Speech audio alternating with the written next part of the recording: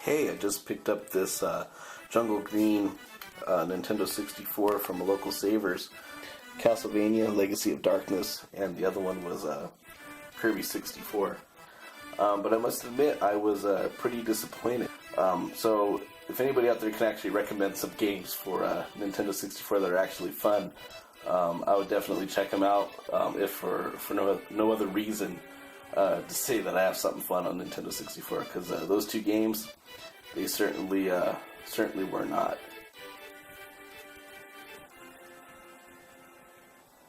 Okay, got a couple new things to show off to you. The first thing is this package I got from Hong Kong. It's just a small envelope. And if you remember from my Game Boy video, the Game Boy repair video, I talked about the need for a tri-wing screwdriver.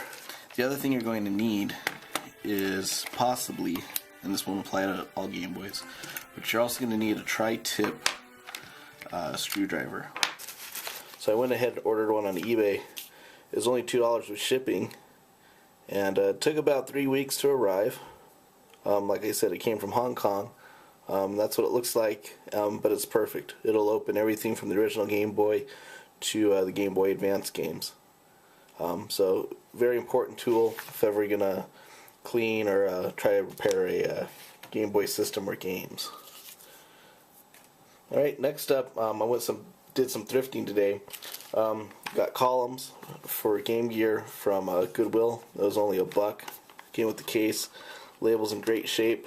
If I can open it, there we go. Looks like it hardly has been used. And then I got a couple things from Savers. NES adapter, no big deal there. And then 2 Nintendo games. Super Contra for $6.99. Label's in great shape. And then the other is Mega Man 3 for Nintendo, also $6.99. Compared to other games that you can find at thrift stores, they're a little expensive, but if you were to buy them online, it would cost more than that. The label on that's also in excellent shape. This is actually the first Mega Man I've ever played, not this copy per se, but Mega Man 3 was the first one I had ever experienced. That was many years ago. At a time when I didn't even know there were multiple Mega Man games. So some cool stuff. Also, tomorrow I'm going to go to the Swapmeet again. Hopefully we'll find some other cool items. It's getting warmer. Spring is definitely here. So I hope to find some really nice items there as well. Hopefully for cheap. Well, I'm back from the Swapmeet. Only picked up one game this time. This was a Super Double Dragon for Super Nintendo.